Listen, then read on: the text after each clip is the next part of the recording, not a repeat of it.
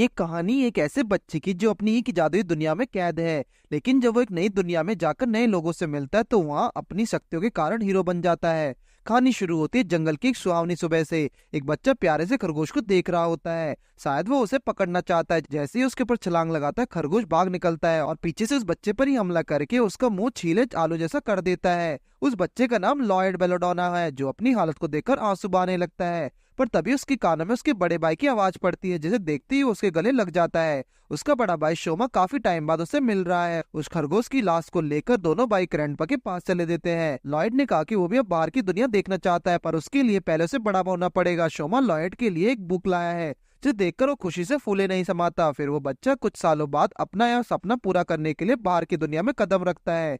आज लॉयड एक विच के घर पे आया है जिसका नाम मैरी है। लॉयड धीरे से आगे बढ़ता है और गेट खुला देखकर सीधा अंदर की ओर आ जाता है। मैरी तिरछी नजरों से स्कैन करती है। लॉयड के कुछ पूछने से पहले ही मैरी कहते कि विचेस विश पूरी जरूर करती है पर एक कीमत पर। वो लॉयड से जानना चाहते कि वो अपनी इच्छा के लिए क्या कुर्बान करने को तैयार है। लॉयड कॉन्फिडेंस के साथ कहता है कि वो एक यहाँ सोल्जर बनने आया है और कुछ देर यहीं रुकना चाहता है। मैरी उस पर चीखते हुए कहते कि तुम किसी होटल में जाकर क्यों नहीं बसते, आखिर उसका घर कोई धर्मशाला तो नहीं। लॉयड ने कहा कि वो कुनलून से है। जब मैरी ने उसके गांव के चीफ का नाम पूछा तो लॉयड ने अलका बताया और एक स्टोन उसकी टेबल पर रख दिया जिसमें से खुद अलका विच बाहर आती है जो मैरी की पुरानी मास्टर है। अलका चाहती कि मैरी लॉयड का पूरा ध्यान रखे क्योंकि वो उसके छोटे से गांव का प्यारा और मेहनती बच्चा है। मैरी ने जब अलका से सवाल करने की परमिशन मांगी तो उसने साफ इनकार कर दिया जिससे मैरी काफी डर गई। अलका का कहना है कि मैरी देखने में काफी कड़क है पर वो बच्चों से भी ज्यादा डरपोक है। अलका क्या जाती ही पहले तो मैरी अपना बुलबुलिया सुधारती है और फिर उस टोन पर अपना सारा गुस्सा उतारने लगती है। लॉयड ने अपनी गलती के लिए उससे माफी मांगी पर इसमें उसकी कोई गलती नहीं। अब मैरी को फाइनल एंट्रेंस एग्जाम तक उसे यहाँ रुकना पड़ेगा। मैरी सोच रही है कि लॉयड काफी प्यारा बच्चा है। अभी अलका फिर से अपने रूप में आकर कहती है कि इसका मतलब ये नहीं कि उसका फायदा उठाया जाए, ऐसा करने पर वो मैरी को एक मेंढक में बदल देगी। अलका नहीं चाहती कि लॉयड की तैयारी में कोई कमी आए लेकिन मैरी ने अपने सीनियर की इज्जत नहीं की। उसकी सजा तो उसे मिलकर ही रहेगी। सजा के तौर पर मैरी का आने वाला टाइम अशुभ होगा। इतना सुनते मैरी के मुंह के बल गिर पड़ी। अब तो अपनी किस्मत को चाहकर भी सुधार नहीं सकती। जब उसकी आंखें खुलती तो लॉयड मैरी के लिए नाश्ता लेकर उसके सामने खड़ा होता है। लगता है मैरी ने ऐसा नाश्ता काफी दिनों बाद किया है। असल में पैनकेक्स तो उसके फेवरेट हैं। मैरी के पूछने पर लॉयड एक्सप्लेन करता है कि बचपन में उसकी छोटी छोटी चीजें करने में काफी दिक्कतें आती थी पर उसके बड़े भाई ने उसका काफी ध्यान दिया। एक और नहीं जिसके बारे में लॉयड ने किताबों में पढ़ा है और उसी से इंस्पायर होकर वो एक सोल्जर बनना चाहता है। मैरी बताते कि उसके लिए एक कॉम्बैट टेस्ट है, रिटर्न एग्जाम और एक मैजिक टेस्ट भी देना होगा। लॉयड शर्माते हुए कहता है कि बाकी सब तो ठीक है पर उसे अपना स्टेमिना पर काम करना होगा क्योंकि आजामी तक आने में उसे 6 दिन लग गए। और जब मैरी को पता चला कि लॉयड दौड़कर आया तो उसके होश उड़ गए। लॉयड का स्टेमिना तो अमेजिंग है लेकिन ये उसके दादाजी के मुकाबले नहीं है क्योंकि वो तो सिर्फ 2 दिन में इतना डिस्टेंस पार कर लेते थे। अच्छा हुआ उसे रास्ते में कोई मॉन्स्टर नहीं मिला पर जंगली जानवर काफी मिले जैसे आग छोड़ती छिपकली और 10 मीटर की मेंटिस। अब मैरी के लिए वो तो मॉन्स्टर ही है। लॉयड ने कहा कि मॉन्स्टर तो सभी काली शक्तियों का राजा होता है पर उसे कौन बताए कि वो तो डीमन किंग है। मैरी उसकी बहादुरी की काफी तारीफ करती है पर अचानक उसे अपनी स्किन कुछ ज्यादा ही सॉफ्ट लगने लगी। उसने शीशे में देखा कि उसका चेहरा चांद की तरह चमक रहा है। लॉयड ने कहा कि ये उसके रुमाल का कमाल है जिस पर उसने टोकटा किया हुआ है। उस रुमाल से गंदगी को भी साफ किया जाता है। मैरी उसकी बातें सुनकर अपना सर टेबल पर पटकने लग गया। लॉयड ने कहा कि मैजिक के नाम पर सिर्फ बारिश कर सकता है लेकिन ये हर किसी की बस की बात नहीं। मैरी कहते कि तुम्हें सबसे पहले अपनी कॉमन सेंस पर बात करने की जरूरत है। आज लॉयड शहर में घूमने निकला है। वो कुछ लोगों को कहते सुनता है कि ये भीड़ फेस्टिवल की है जिसमें वो लोग भी है जो मिलिट्री एकेडमी में हिस्सा लेने आए हैं। अफवाह तो ये भी है कि कुछ बाहर के लोग अपने साथ मॉन्स्टर को भी लेकर आए हैं। शहर में एक मुंह छुपाई हुई लड़की एक अकड़ू कुमार से टकरा जाती है। शायद वो उसे जानता है लेकिन प्रिंसेस सेलेन उसे भावने देते हुए अपने मुंह फेर कर चली जाती है। वो एक शांत जगह जैसी ही आती है एक बड़ा सा मेंटिस उस पर धावा बोल देता है। उस एलिमेंट पर जैसे ही हमला करने वाला होता है लॉयड अपना जलवा दिखाते हुए उसे कीड़े को मसलकर आसमान में उछाल देता है जिसके बाद उसने सेलेन को प्यार से उठाकर उसके कपड़े साफ किए और अपना रुमाल से उसका मुंह भी पोंछा। सेलेन ने उससे अपना चेहरा छुपाते हुए उससे जान पहचान बनाई। फिर लॉयड उछलते वहां से चल दिया। सेलेन के मन में अब उसकी छवि बन गई थी। उसके चेहरे पर ढका हुआ कपड़ा सेलेन के अंदर कॉन्फिडेंस का कारण है। हर कोई उसे शापित समझता है। बचपन में उसके पिता ने कई पंडितों से इलाज करवाने की कोशिश करी जिससे उसे पता लगा कि एक दिन कोई इसकी जिंदगी में आएगा और उसे शाप से मुक्ति दिलाएगा। उस दिन से सेलेन खुद को ही शांति दे रही है और मोटिवेट करती रहती है पर अब भी सेलेन को उस दिन का इंतजार है। इसी गुस्से में जब उसने अपना मास्क उतारा तो उसकी आंखें चकित रह गई। सेलिन अब शाप से मुक्त है। अचानक उसके मन में लॉयड का चेहरा घूमने लगा। अगले दिन लॉयड मैरी के लिए सामान खरीद कर लाता है। उसने बचे हुए पैसों से उसके लिए गिफ्ट भी लिया, जिसे देखकर मैरी की आंखों में खुशी देखी जा सकती है। ऑफिसर मैर्तो एक लड़की के साथ भीड़ पर नजर रखे हुए है, क्योंकि हाल ही में उनके देश की रिलेशन कई कंट्रीज के साथ कुछ ज्यादा ही अच्छी नहीं है। तभी उनकी नजर रेव ऑफ 11 पर पड़ी, जिससे वन आर्म्ड मशीनरी भी कहा जाता है, और उस मशीनरी के खिलाफ काफी वारंट्स भी हैं। मैर्तो को लगता है कि जब तक उसके साथ कॉन्ट्रैक्ट साइन है, रियो ज्यादा प्रॉब्लम खड़ी नहीं करेगी। कॉन्ट्रैक्ट के अनुसार अगर रियो ने ज्वाइन किया तो उसके सभी वारंट्स कैंसिल हो सकते हैं। फिर उनकी नजर एलन लिंगडोपन पर पड़ी, जो एक कुशल परिवार से है। उसने सेलन को देखकर उसे रोका और उससे पूछने लगा कि उसने अपनी बेल्ट किस लिए खोली। अगर उसका चेहरा इतना ही साफ था तो इतने दिन उसने लोगों को धोखे में क्यों रखा। लेकिन सेलन को उसकी एक न सुनकर वहां से चलती बनती है। लॉयड चुपके से आकर रियो को बगल में बैठ जाता है, पर उसे देखते ही रियो को डर लगता है कि लॉयड कोई मॉन्स्टर तो नहीं। उसे देखते ही रियो को उसके अंदर एक खतरनाक मॉन्स्टर दिखाई पड़ता है, पर लॉयड बड़े प्यार से उसके साथ अपना इंट्रोडक्शन करता है। पर इससे पहले कि रियो कुछ रिएक्शन दे पाती, सेलेन रियो को साइड में कर देती है और ऐसा बिहेव करते जैसे लॉयड उसका भगवान हो। लॉयड भी देखते उसे पहचान लेता है और पूछने लगता है कि क्या वो भी मिलिट्री में पार्ट लेने आई है। जब रियो चुपके से 9-2-11 हो रही होती है तो सेलेन अजीब तरीके से उसे दबोच कर उससे जान पहचान बनाने लगती है। रियो को उन दोनों के बीच की केमिस्ट्री कुछ समझ नहीं आई। ट्रेनिंग शुरू होते ही मेटो सबको एक निशाना देता है, जो कई सारी मेटल प्लेट से बना है। तभी रियो भी उसके पास आती है। मैर्थो को लगा कि कहीं वो मना ना कर दे, लेकिन रियो पैसा कमाने का मौका कैसे छोड़ सकती है। रियो इससे सवाल पूछना चाहती कि लॉयड किस तरह का प्राणी है। मैर्थो ने कहा कि लॉयड भी एक आर्म वॉलेंटियर है और इससे ज्यादा वो कुछ नहीं पता। इतने में ही ग्रुप सी का नंबर आ जाता है, जिसमें रियो भी है। मैर्थो ने फिर भी उसे एक चेतावनी दी कि अगर उसकी यही हरकतें जारी रही तो वो खुद भी उसे दोबारा जेल जाने से नहीं बचा पाएगा। मैर्थो भी वहाँ से चला जाता है, क्योंकि वो एक कैंडिडेट पर ज्यादा टाइम ध्यान नहीं रख सकता।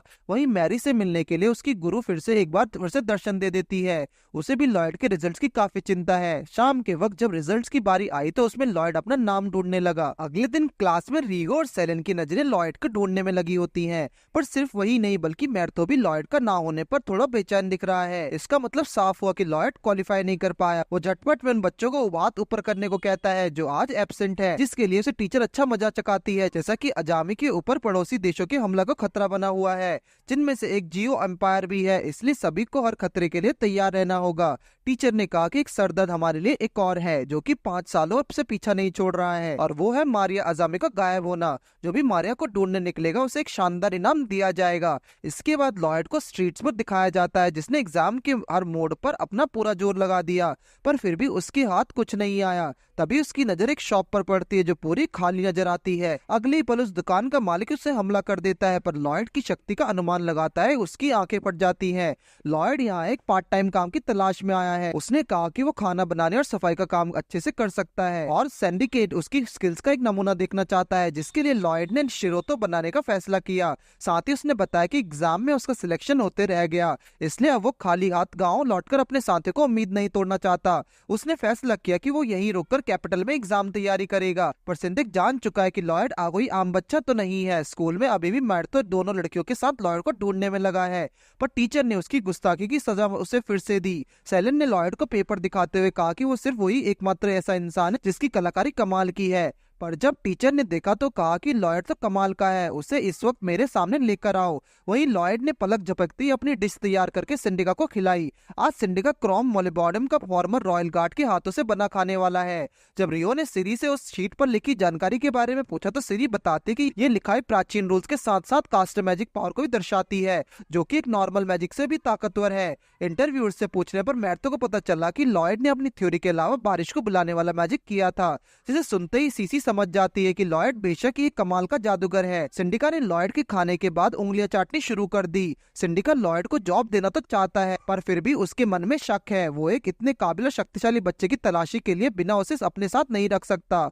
लॉयड भी इसी बात पर राजी हो जाता है और इसे इस तरह एक पार्ट टाइम जॉब भी मिल जाती है। अगर लॉयड आसपास होता तो सीरी उसे जादू से ढूंढ निकालती। तभी सेलेन कहते कि क्यों ना प्रिंसेस मैरी को ढूंढकर एक सेरेमनी रखी जाए और लॉयड को उसमें इन्वाइट किया जाए। जब मैरी और एल्का को लॉयड के फेल होने के बारे में पता लगा तो उनकी तो जैसे जुबान बाहर ही आ गई। इससे पहले कि अलका मैरी को अच्छा सबक सिखाती, लॉयड कहता है कि वो अगले साल फिर से ट्राई करना चाहता है और तब तक वो मैरी के साथ रहना चाहता है, क्योंकि अब उसके पास एक पार्ट टाइम जॉब भी है। ना चाहते हुए भी अलका को इसकी इजाजत देनी पड़ती है। मारिया भी खुश है, अब उसे कम से कम डिनर तो नहीं बनाना पड़ेगा। पर ये क्या, अलका भी लॉयड के साथ यहीं पर रुकने जाती है। मैरी ने कहा कि अगर अलका को जिम्मेदारी निभाने के लिए इतना ही शौक है तो वो अजामी को राजा क्यों नहीं बनाती। काफी सारे बाहर के लोगों को इस बार फेस्टिवल में बुलाया जाएगा और इस बीच जियो एम्पायर के साथ एक बड़ी लड़ाई की पूरी संभावना है। मैरी इसमें मदद करना तो चाहती है, लेकिन उसके हिसाब से कुलून के लोग मदद के लिए तब आगे आएंगे जब मामला इंसानों के बस से बाहर हो जाएगा। इंसानों को अपनी प्रॉब्लम से खुद ही निपटना चाहिए। मैरी के उत्साह देखकर अलका उसे शांति से काम लेने को सलाह देती है। अगर लॉयड को इन सब में घसीटा गया तो वो उसे अपने गाँव वापस ले जाएगी, जिसके बाद वो लॉयड को बाय कहकर सोने को चली जाती है। पर गलत से मैरी ने अलका को उसके पीठ पीछे गाली देनी शुरू कर दी और उसकी एक गलती उसे एक अभिशाप देकर गई, जिसके बदले में उसके दोनों पैरों में दर्दनाक क्रैम्प आ जाता है, जो उसे उसकी नानी याद दिला देता है। अगले दिन रियो और मैर्थो को उसकी होटल पर दिखाया गया, जहाँ लॉयड ने पार्ट टाइम जॉब ढूंढी है। रियो को लगता है कि लॉयड को ढूंढने का काम उन्हें सेलेन को सौंप देना चाहिए, क्योंकि उसने कहा था कि वो और लॉयड एक सीरियस रिलेशनशिप में बाद आने वाले हैं और इसलिए वो आज सेरेमनी छोड़कर अकेले लॉयड को ढूंढने में लगी है।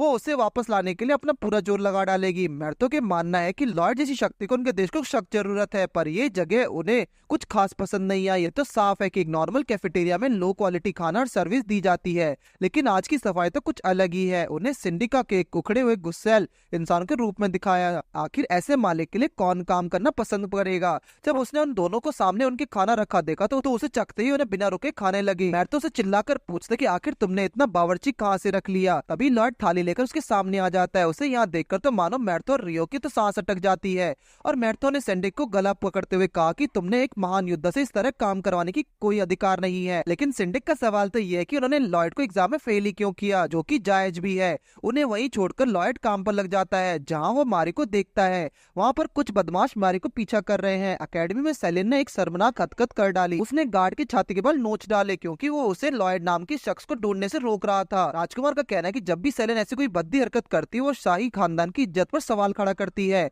आखिर उसकी सजा तो सेलेन को मिलके रहेगी। सेलेन भी मुकाबले के लिए पूरी तरह तैयार है। वो उसके और लॉयड के बीच आए हुए हर एक इंसान को मिटा देगी। जैसे ही राजकुमार उसकी ओर तलवार लेकर बढ़ता है, वैसे ही सेलेन की बेल्ट उसकी रक्षा करने के लिए उस तलवार को दूर फेंक देती है। पर सेलेन को लगता है कि ये भी उसके देवता लॉयड का आशीर्वाद है। अचानक उसके सामने लॉयड साक्षात खड़ा होता है। सेलेन कहते हैं कि वो पहले से जानती थी कि लॉयड उसके लिए जरूर लौटेगा। अभी बाकी के साथी भी वहाँ आ खड़े होते हैं। सेलेन उन सबको हुई घटना के बारे में बताती है, जिसके बाद मैर्थो अलाना के सामने आता है और पूछता है कि क्या उसने लॉयड को नुकसान पहुंचाने की कोशिश करी। एलन के जवाब होता है कि उसके लिए एक आम नागरिक पर हाथ उठाना शर्म की बात है, लेकिन उसकी बात को मैर्थो और सिरी पूरी तरह घुमा देते हैं। उन्हें लगा कि एलन के पास आम जनता से लड़ने की भी काबिलियत नहीं है और वो चाहते हैं कि अगर एलन को खुद को साबित करना है तो उसे लॉयड का मुकाबला करना होगा, क्योंकि लॉयड कोई आम बच्चा नहीं बल्कि एंशिएंट रून्स का खिलाड़ी है। एलन के पूछने पर लॉयड लड़ने से साफ इनकार कर देता है। वो खुद को अभी तक एक बच्चा ही समझता है। एलन को लगा कि अच्छा हुआ उसे मेहनत नहीं करनी पड़ी। फिर वो खुद को एक स्ट्रॉन्ग फौजी बताने लगता है। पर इसी बीच लॉयड मुकाबले के लिए राजी हो गया। शायद एलन लॉयड को काफी हल्के में ले रहा है। उसका एक पंच पड़ते ही वहाँ एक तेज तूफान दिखाई पड़ता है, जिसके बाद से ही लॉयड एक बवंडर के रूप में गायब हो जाता है। पर असल में मैरी ने आकर उसे रोका और अपने साथ ले जाने लगी।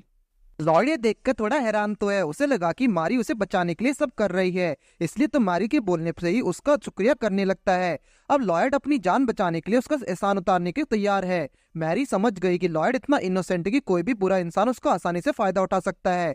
तभी पीछा करते हुए सैंडिक उन दोनों को ढूंढ लेता है। उसने लॉयड को कैफे लौटने को कहा। सैंडिक ने मारी से कहा कि जब से उसके गायब होने की खबर शहर में फैली थी तब से वो काफी चिंता में था, पर अब मैरी को देखकर सैंडिक काफी खुश है। सैंडिक बताता है कि वो एक कैफे ओनर का काम इसलिए कर रहा था ताकि वो मैरी को पता लगा सके और ये भी जान सके कि किस चीज से महाराज को इतना बदल कर रख दिया। मैरी उसे आने वाले इंटरनेशनल समिट के बारे में बताती है, जो फेस्टिवल के आखिर में होगी। उस दिन अपराधी जरूर महाराज पर जोर हमला करके जियो के साथ लड़ाई छिड़ देगा और ऐसा होने से पहले उन्हें ये सब रोकना होगा, जिसने मैरी को सिंडिक की मदद की जरूरत पड़ेगी। अगले पल में हम सिरी और मैर्थो को लाइब्रेरी में देखते हैं। मैर्थो होने वाले युद्ध को लेकर काफी परेशान दिख रहा है। जब सिरी उससे काम करना पूछती है तो बताता है कि कैसे उसके पूरे गांव ने भूखमरी का सामना किया था। इन सबके पीछे भी जियो साम्राज्य का ही हाथ था और इतनी बुरी हालत में होने के बावजूद उन्होंने बड़ी निर्दयता दिखाई थी। पर अब चाहे मैर्थो को अपनी जान क्यों न देनी पड़े, अब वो पहले जैसे हालत कभी नहीं आने देगा। वही सेलेन उदास है क्योंकि उसने फिर से लॉयड को इतने करीब होते हुए देखा और फिर भी खो दिया, पर उसे पूरा भरोसा है कि उनकी मुलाकात जल्दी होगी।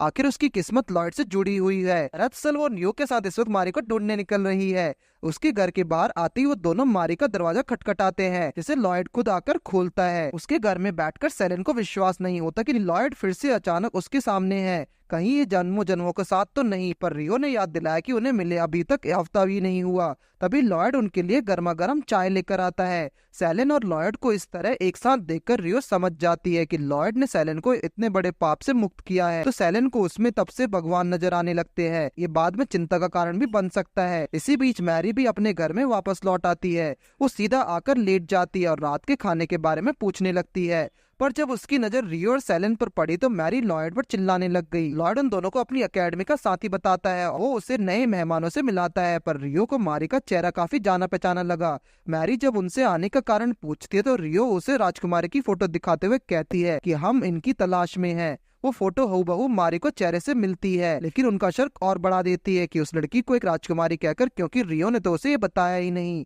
सेलेन मैरी से उसके पास्ट के बारे में और जानना चाहती है, और सेलेन की आंखों से आंसू देखकर मैरी सच्चाई बताने के वाली ही होती है। पर तभी सेलेन उससे लॉयड और उसके रिश्ते के बारे में पूछ लेती है। रियो जो सुनना चाहती थी, सेलेन के कारण वो उससे चूक गई। रियो मैरी से साफ साफ पूछती है कि आखिर वो है कौन। इससे पहले कि वो कुछ बताती, लॉयड उसके सामने आ खड़ा होता है और कहने लगता है कि वो अब मैरी को जान चुका है, क्योंकि उसने कई बार मैरी को ऐसी चीजें करते हुए देखा जो एक देशभक्ति कर सकता है, बिल्कुल एक हीरो की तरह। अगर देश खतरे में है तो लॉयड उसमें अपना योगदान देने के लिए शामिल होना चाहता है। इतना सुनकर मैरी खड़ी हो जाती है और कहती है कि मैं यही मारी द सेवियर हूँ, लॉयड को लड़ने की परमिशन में नहीं दे सकती। लॉयड उसके सामने गिड़गिड़ाता है और कहता है कि वो उसका साथ देने के लिए किसी भी हद तक जा सकता है, लेकिन मैरी ने उसे चुप किया और कहा कि तुम खुद को कितना भी बड़ा योद्धा क्यों ना समझ लो, पर सच्चाई को नहीं बदला जा सकता। ये सुनकर लॉयड काफी निराश हुआ और वहां से चला गया। मैरी ने कहा कि अब जो भी होगा उसकी जिम्मेदारी खुद लेगी, और वो एक विच होने के नाते नहीं बल्कि राजकुमारी मारिया अजामी होने के नाते। रियो कहते कि ये सब तो ठीक है, पर उसने लॉयड के साथ इतना बुरा बर्ताव क्यों किया। तभी सेलिन भी आकर अपनी बात रखती है कि उससे ऐसा नहीं करना चाहिए था, मगर मैरी तो हंसने लगी। असल में उसका ऐसा करने के पीछे कुछ कारण था, पर वो ये देखकर खुश है कि दोनों लड़कियां लॉयड के लिए किस तरह लड़ रही हैं और अपने ओपिनियंस पे लेकर कितनी अड़ियल हैं। फिर मैरी उन्हें आराम से बैठकर कुलोन के बारे में सब बताती है। कुलून के बारे में सबसे सिर्फ कहानियों में ही सुना है, पर असल में लॉयड वहीं का रहने वाला है। कुलून अपने लोगों को इंसान के पछड़े में टांग अड़ाने से रोकता है, इसलिए अगर लॉयड को इन सब युद्ध जैसी चीजों में घसीटा गया तो वो वापस लौटना होगा। मैरी जानती है कि इस वक्त कैडेट से लेकर आम लोगों तक सभी राजकुमारी को ढूंढने में लगे हैं। हर कोई बस प्रिंसेस को पकड़ना चाहता है, जिंदा या मुर्दा, और ये उन्हीं लोगों ने किया है जो प्रिंसेस को शांति के चिन्ह के रूप में दिखाकर वॉर को रोकना चाहते हैं। मैरी को सच में मदद की जरूरत है, जिसके लिए रियो और सेलेन तैयार हो जाते हैं। शाम के वक्त जब मैरी अपने पिता के बारे में सोच रही होती है, तब अलका उसके सामने प्रकट हो जाती है। वो खुश है कि मैरी अपना वादा निभाने वाली है। वो उससे पूछते कि मैरी ने अलका को क्रिस्टल समेत कुएं में क्यों फेंक दिया। अलका ने काफी मुश्किलों से खुद को उस वेल से आजाद किया है। मैरी तो डर के मारे कांपने लगी, पर अलका तो उससे पहले से ही शाप दे चुकी है, जिसके चलते मैरी 10वें सेंटेंस में बिल्ली की आवाज निकालेगी।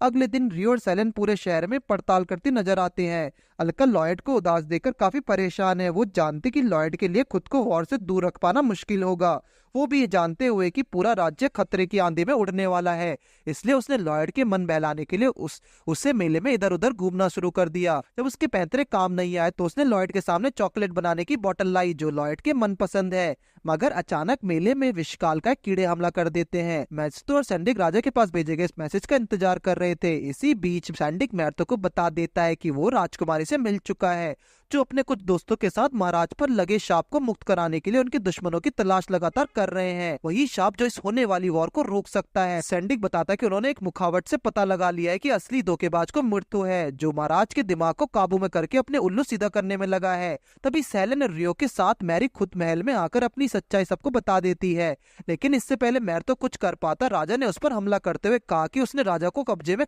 कभी नहीं किया था। असल में तो सब कुछ राजा के अनुसार होता आ रहा है।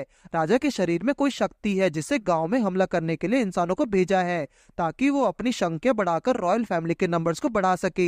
उसने मैर्थो को पलक झपकते एक शैतान में बदल दिया और चुपके से भागने लगा। रियो किसी तरह उस राक्षस को रोकती है। तब तक मैरी अपने पिता को वापस लाने के लिए राजा का पीछा करके उस पर हमला कर देती है, और जैसे ही वो अपना आखिरी हमला उस पर करती है, उसका खात्मा करने वाली होती है, अचानक उस शक्ति ने मारिया को अपना असली रूप दिखाकर भटका दिया, जिसके बाद हालात मारिया के हाथ से निकलने लगे। उस दौरान मारिया के मन में लॉयड का ख्याल होता है। वो उससे माफी मांगने बिना मरना नहीं चाहती। उसके हौसले को देखकर राजा ने कहा, ये राज्य अब मेरे कब्जे में होने वाला है, क्योंकि मैं हूँ डीमन लॉर्ड।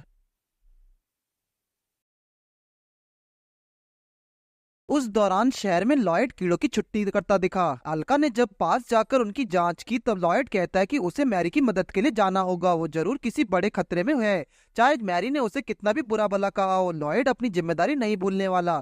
डीमन तो ठीक सामने देखकर मैरी को अलका की बात याद आ गई। उसने कहा था कि कानून के लोग जब मदद के लिए आते हैं, तब मामला इंसानों के हाथ से बाहर चला जाता है। मारी काफी नाराज है क्योंकि डीमन ने उसे पहले अपनी सच्चाई के बारे में नहीं बताया। अगर ऐसा हो तो वो लॉयड की मदद ले लेती और सब कुछ ठीक होता। पर इस वक्त मैरी उस डीमन के चंगुल से भाग निकल रही है, ये कहते हुए कि वो एक दिन जरूर उसे डीमन लॉर्ड होने के लिए जल्द तड़पता देखेगी। वहीं लॉयड भी बचते बचाते हुए दौड़कर मारिया की ओर आ रहा होता है। तभी उसकी नजर पास बैठे एक स्टूडेंट पर पड़ी, जिसने लॉयड को मॉन्स्टर की शक्ति के बारे में बताया। उसी की वजह से हर किसी के मन में दहशत का माहौल है। लॉयड जानता है कि एक सोल्जर के लिए यही एक मौका है अपना फर्ज निभाने का। बेशक वो एग्जाम में फेल हुआ है, पर लॉयड हर तरीके से अपने देश का काम आना चाहता है। वो उस लड़की के सामने एक मॉन्स्टर को उंगली मारकर दूर फेंक देता है। ये देखकर तो जैसे उस सोल्जर के पैर कांपने लगे। लॉयड उसे समझाता है कि वो एक सोल्जर होने के नाते लॉयड से तो ताकतवर होगा, और उसकी इसी बात ने उस लड़के में नया जोश बढ़ा डाला। अब वो बड़े कीड़ों से लड़ सकता है। और नई मुसीबत मैजिक व्हील है जो अलका का बनाया हुआ है। अब बात डीमन की है, जो वो खुद को कैसे दूर कर सकती है। दूसरी तरफ मैर्थो ने मॉन्स्टर बनकर सबकी नाक में दम कर दिया है। रियो को लगता है कि अब उन्हें लॉयड का आह्वान करना ही होगा। सेलेन उससे सहमत है, पर इस बात वो खुद मॉन्स्टर के सामने आ खड़ी होती है, क्योंकि उसका हीरो उसे कभी खतरे में नहीं पड़ने देगा। मतलब लॉयड जल्द आएगा। मॉन्स्टर को पहले अटैक से सेलेन को उसकी बेल्ट ने बचा लिया। आखिर इस बेल्ट पर भी लॉयड का आशीर्वाद है। रियो कहते कि तुमने मैर्थो को इस तरह बिजी रखना होगा, और तभी वो बाहर लॉयड को देखती है। जब लॉयड सेलेन के सामने आता है तो वो जैसे फूले नहीं समाती, लेकिन उसे छोड़कर लॉयड सेंडेक से हालचाल लेने लगता है। लॉयड पहले तो मामले की बातों से शांत करने की कोशिश करता है, ताकि वो मैर्थो को उसके असली रूप में वापस ला सके। सिर्फ वही है जो उसे अपनी ताकत से काबू में रख कर सकता है। उसकी बातों को असर मैर्थो पर होने लगा। लॉयड ने उसे एक सोल्जर का फर्ज याद दिलाया, जिसे सुनते ही मैर्थो को अपनी मातृभूमि याद आ जाती है। वो हमेशा से शांति चाहता था, लेकिन लॉयड ने कहा कि वो तो मैर्थो को नशे की बात कर रहा था, उसे फेस्टिवल में इतनी नहीं पीनी चाहिए थी। अचानक उसने अपनी बातों से वक्त बदल डाला और मैर्थो फिर से अपनी खतरनाक रूप में आ गया। फिर क्या था, उसे फिर से मुंह की खानी पड़ी। जब लॉयड को मारी और मॉन्स्टर के बीच की लड़ाई के बारे में पता चला तो भागकर उसे बचाने के लिए गया, पर इससे पहले ही मारी खुद के अंदर और आ गई। वैसे तो मारी ने लॉयड को दूर रहने को कहा था, पर अब उसकी खुशी साफ देखी जा सकती है। तभी डीमन लॉर्ड भी वहां आ जाता है और लॉयड उसे ही सुरक्षित रहने को कहता है, क्योंकि उसके लिए तो वो राजा ही है। लॉयड राजा से उसके हुलिये के बारे में कई सवाल करने लगता है, कहीं वो बीमार तो नहीं। मैरी ने सबको बताया राजा के अंदर छुपे शैतान के बारे में, और कहा कि इसने मुझे काफी परेशान किया है, और इससे बुरा क्या होगा कि उसके सारे शरीर से बहुत सारी स्मेल आ रही है। वो चाहते कि लॉयड उसके बदबूदार शरीर का इलाज करे, और लॉयड ने ठीक वैसा ही किया और डीमन को एक सुंदर इंसान में बदल दिया, और साथ ही उसकी सारी बुराइयां भी साफ हो गई। मारी के परिवार के साथ पंगा लेने का अंजाम उसने आखिर देख ही लिया। जैसे ही लॉयड ने मारी के हाथ पर घाव को ठीक किया तो उसके गले से लगा लेती है, जिन्हें इस तरह देखकर सेलन को आग बबूला हो गई। अगली सुबह फेस्टिवल के नए जोश के साथ शुरू होती है। फेस्टिवल के मजे लेते हुए लॉयड की नजर अचानक उसके बड़े भाई शोमा पर पड़ती है। वो उससे काफी लंबे समय बाद मिल रहा है। सोमा अजुमी में कुछ सवाल पूछने आया है, पर वो लॉयड को यहाँ देखकर काफी खुश हुआ। अचानक उन दोनों की नजर अलका पर पड़ी, जिसे आता देख शोमा तो 9-2-11 हो जाता है। जब अलका को पता लगा तो उसे शोमा को लेकर शक होने लगता है। सीरी सैंडिक को नई सोल्जर वाली ड्रेस में देखकर उसकी तारीफ करती है। वो पूछती कि क्या सैंडिक ने नया रूप मैर्थो के कारण लिया है। शायद न हाँ, क्योंकि वो मैर्थो को रोकने में कामयाब नहीं हो पाया था। पर बात बात में सीरी का वो मजाक उड़ा देता है, जिसके बाद उस कड़ी पीड़ा का सामना करना पड़ता है। आखिर एक सीनियर ऑफिसर के साथ उसे बर्ताव शोभा नहीं देता। अगली बार मुंह खोलने से पहले उसे ध्यान रखना होगा। फिर हम मैर्थो को जंगली खरगोश से बचाकर उड़ते हुए देखते हैं और अलका कूदकर उसे बचाने आ जाती है। वो उसे खेतों में ले जाती है जहाँ अलका ने कई सारी वीट की फसल उगाई है। काफी थकान महसूस हो रही है और ऐसा उसने पहली बात नहीं किया है। मैर्थो को लगा कि बचपन में उसने जिस मसीहा को देखा तो वो अलका ही थी। अब मैर्थो नहीं चाहेगा कि वो दोबारा किसी मॉन्स्टर में बदले, इसलिए तब तक अलका ने उसे फसल संभालने का काम दिया। जब वो घर लौटी तो उसने लॉयड के कपड़े बदलते हुए देखा, पर उसकी ये नीच हरकत मारी को एक आंख नहीं भाई। उसने पूछा कि तुम लॉयड का एक सोल्जर क्यों नहीं बनाना चाहती हो? तो अलका ने कहा कि सोल्जर की ड्रेस में लॉयड सुपर क्यूट लगेगा। अब इससे ज्यादा बचकाना रीजन वो नहीं दे सकती थी। अलका ने मारी से पूछा कि कहीं तुम्हारा मन दोबारा महल जाने का तो नहीं, क्योंकि अब तो उसके पिता भी ठीक हो चुके होंगे। मैरी ने कहा कि उसके मन अब शहर जाने का लगता है, तो लौटना थोड़ा मुश्किल होगा। कुछ देर बाद लॉयड को ड्रेस में देखकर अलका तो फ्लैट हो गई। तभी उनका दरवाजा सेलेन और रियो ने खटखटाया। आखिर सेलेन लॉयड को देखकर उसकी तारीफ करने से खुद को कैसे रोक सकती है। लॉयड ने उन्हें अपने गांव की चीफ अलका से मिलवाया। सेलेन और अलका को एक दूसरे से जलन होने लगी। सेलेन की ये बेल्ट लॉयड ने खास इत्र से बनाई है जो एक डिवाइन बीस्ट की स्किन है। इसी बीच एलन भी आकर उन्हें ज्वाइन करता है। उसे भी लॉयड पर पूरा भरोसा है। एलन लॉयड को जल्दी से जल्दी एकेडमी में देखना चाहता है। वो तो लॉयड से ट्रेनिंग लेने के लिए भी उतावला है। उन सब की बातें सुनकर मैरी का पारा चढ़ने लगा और उसने अलका को अलमारी में बंद कर सभी को स्कूल भेज दिया। कुछ देर बाद हम लॉयड को सैंडिक और मैरी के साथ कहीं जाता हुआ देखते हैं। लॉयड को एक जगह से सामान इकट्ठा करना है। वहाँ एक जादुई तलवार भी है जिसे वहाँ से हटाने के लिए ताकत और जादू की जरूरत है, और उसका जो भी मालिक होगा उस दुनिया पर राज करेगा। शायद वो पहले से जानते थे कि लॉयड तलवार को ही एक झटके में खींच निकालेगा, और उसने ठीक वैसा ही किया। वहाँ का मेयर काफी दुखी हुआ क्योंकि वही बेशकीमती तलवार को उसकी रोजी रोटी थी। आशा है कि वो जल्दी एक दूसरे डुप्लीकेट तलवार बना लेगा। फील्ड में जाते ही लॉयड ने अपना कमाल दिखाना शुरू कर दिया, पर सबकी हालत तो उसे देखकर ही खस्ता हो गई। जैसे तैसे ट्रेनिंग खत्म करके सभी जब क्लास में पहुंचते, सिरी सबको बताती है कि अब कोई भी पढ़ाई लिखाई नहीं होने वाली होगी, तो सिर्फ प्रैक्टिकल क्लास। एलन ने बताया कि रोकुजो एकेडमी में उन सबका एक इंटर स्कूल कंपटीशन होने वाला है जिसमें अजामी पिछले 3 सालों से हारती आ रही है। क्या पता इस साल हम जीत जाएं। एक एक करके सिरी ने सभी को रूल्स बताए। सबसे पहले उसने एक मूर्ति पर फ्लेम अटैक करने को कहा। सेलेन और रियो का हमला कमाल का था, पर जब लॉयड की बारी आई तो उसने गलत मंत्र बोलते हुए भी उस मूर्ति अपनी जगह से हिला डाला। जिस सिरी अब फिर लॉयड को विंड अटैक करने को कहती है जिससे उस मूर्ति के टुकड़े कर डालता है। सेलेन सिरी से हीलिंग मैजिक सीखने चाहती है, पर वो नहीं जानती कि वो इतना मुश्किल है। कई सारे लोगों ने तो शुरू करने से पहले ही हार मान ली, पर अगर वो मैजिक इतना ही मुश्किल है तो एलन को उसे सीखने में काफी मजा आएगा। और लॉयड भी इस बारे में उनके साथ शामिल होना चाहता है, पर एलन को इस बात का अंदाजा बिल्कुल नहीं कि ट्रेनिंग के लिए बाली का बकरा उसे ही बनाया जाने वाला है, और ये ऑर्डर सिरी का ही था। अचानक आज मैरी के घर में 2 लड़कियां घुस आती हैं जो खुद को कस्टमर्स बता रही हैं। वो दोनों किनॉन सिस्टर्स हैं, जिसमें से एक मैना और दूसरी फाइलो है। वो दोनों मशीनरी में स्टूडेंट्स हैं। उन्होंने मैरी को एक लड़की की फोटो दिखाई और तभी किसी को आता देख फाइलो ने लॉयड पर दमदार हमला कर दिया, पर उसे तो एक खरोच तक नहीं आई। लॉयड को लगा कि उसने मक्खी को मारने के चक्कर में उसे गलती कर दी है। दरअसल वो फोटो रियो की है जिसे लॉयड ने पहचान लिया। फाइलो मैरी के घर पर रुकने की जिद करने लगती है। वो तो लॉयड की दासी बनने के लिए पूरी तरह तैयार है, मगर मैरी ने उन दोनों को फटका मार के घर से दफा कर डाला। उसकी चिंता करने के लिए लॉयड कहता है कि वो पूरी तरह ठीक है। मैरी को लॉयड के सपने लेते देख अलका उसके सामने टपक पड़ी और कहने लगी कि तुम मुझे छोड़कर लॉयड के साथ घूमने के सपने भी कैसे देख सकती हो। जब लॉयड बाहर आया तो अलका ने मैरी को छुपा लिया। अगले दिन कंपटीशन की प्रैक्टिस से पहले बच्चों पर सिंडिक की नजर पड़ती है और उन्हें इस तरह मेहनत करते हुए कि इनाम घोषित करता है। जब रियो ने सिरी को जोश में देखा तो उससे कारण पूछ ही लिए। सिरी कहते कि वो स्नेक वुमन से भी बुरी तरह जलती है और उससे पीछे रहकर अपनी नजरों में ज्यादा नहीं गिरना चाहती। तभी वही स्नेक वुमन उसके पास खड़ी हुई जिसका नाम रियूल है। रियूल के साथ क्विनॉन सिस्टर्स भी हैं। रियूल सिरी की पुरानी क्लासमेट है जो राजनीति चलाकर दुश्मनों को रास्ते से हटाना बेखूबी जानती है, और ऐसा करके आज वो हेडमास्टर की गद्दी पर विराजमान है।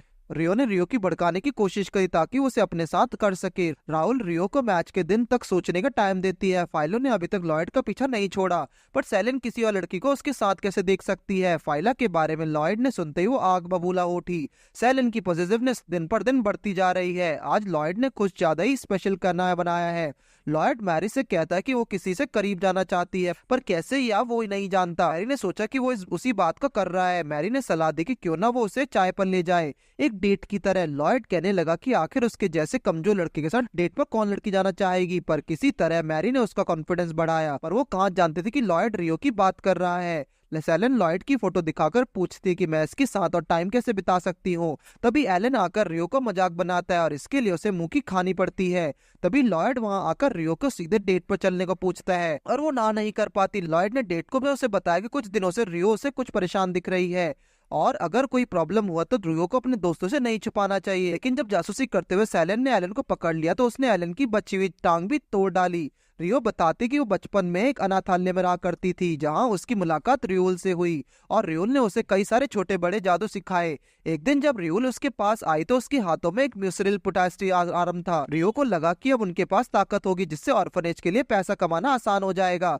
लेकिन रियो वहां से भाग गई। रियोल ने तो मैजिक आर्म रियो को उसके मैजिक एबिलिटीज बढ़ाने के लिए दिया था। रियो चाहे तो रॉयल स्वॉर्ड भी कभी भी अपने हवाले कर सकती है। वो लॉयड को छूकर उसकी सारी ताकत सोख सकती है। ये आर्म रियो के लिए रूट की तरह काम करता है जिसमें उसकी सारी ताकत समाई है। जब तक रियो से अपने हाथ से अलग नहीं करेगी तब तक रियो उसके नाम पर क्राइम करती रहेगी और रियो को जिंदगी भर भागते रहना होगा। अब इसके बाद रियो का भरोसा सब पर उठने लगता है। लॉयड रियो को ही हाथ पकड़ा लेता है और कहता है कि मैं कभी तुम्हारा भरोसा नहीं तोड़ूंगा। उन्हें ऐसा देखकर सेलेन सामने आई और क्योंकि उसने सारी बातें सुन ली थी। पहले तो उसने उन दोनों को अलग किया और फिर रियो से वादा किया कि वो हर पल उसके साथ रहेगा। फिर उनकी टीम रियो की टीम के ठीक सामने खड़ी होती है। मुकाबला करने सेलेन और रियो आगे बढ़ेंगी पर फाइनल लॉयड को देखकर फिर से उसके पास आकर सेलेन की आंख को और बढ़ा देती है। तब एक अनजान आवाज सबको सुनाई देती है। उस पर खड़ी एक लड़की है। मिनोको जोल सेकंड ईयर की हेड है और मिनोको लॉयड की जगह मुकाबले में खुद उतरना चाहती है जिसके लिए वो एक नमूना दिखाने को भी तैयार है। प्रैक्टिस मैच के शुरू होते ही मिनोका फाइलो के सामने अपना दमदार जादू इस्तेमाल करती है पर फाइलो ने तो उसके किए पर पानी फेर दिया। मिनोको लॉयड को काफी कमजोर समझती है पर बेइज्जती करके उसे साइड में कर देती है। शाम के वक्त मिनोको मैरी से मिलने के लिए आई है। शायद वो पहले एक दूसरे को जानते हैं। मिनोको काफी जल्दी बुरा मानने वालों में से है। मिनोको की आंख में देखकर मैरी को लगा कि उसकी तबीयत खराब तो नहीं। तभी लॉयड भी वापस आ गया जहां उसने मिनोको को देखा। मैरी ने तो आते उसे किचन का रास्ता दिखाया। आखिर में मैरी को आज ज्यादा ही भूख लगी है। इग्नोर महसूस करते हुए मिनोको मैरी के घर से भाग गई। मैच स्टार्ट होने से पहले रियो और रियोल में आवाज को लेकर काफी बहस होती है। साइन एक इनाम घोषित करते हुए शॉट को अपने हाथों में उठाता है जिसे देखकर रियोल और रियो के पैरों से जमीन खिसक जाती है। रियो के दोस्तों को समझ नहीं आ रहा कि वो होली शॉट को देखकर इतनी अचंभित क्यों है। अब रियोल को भी एक स्टूडेंट की तरह मुकाबले में हिस्सा लेना पड़ेगा और वो शॉट के लिए जान लेने के लिए भी तैयार है। सिरी कहते कि जब तक लॉयड उनके साथ है डरने की कोई बात नहीं। रियो चाहते कि सिरी उसे इसी वक्त हीलिंग मैजिक सिखाए। अलका मैरी को मार्केट जाने को रोकना चाहती है क्योंकि मार्केट के तो बहाने हैं। मैरी को लॉयड का मैच देखने जाना है। अगर उसने बाहर जाने की कोशिश भी करी तो अलका हर बार की तरह उसे शाप लगाने में पीछा नहीं हटेगी और उसने अपने कहे अनुसार ठीक वैसा ही करके मैरी को दर्द से तड़पने पर मजबूर कर दिया। कुछ ही देर में मैच शुरू होता है जिसमें सिर्फ मैजिक का इस्तेमाल करना होगा।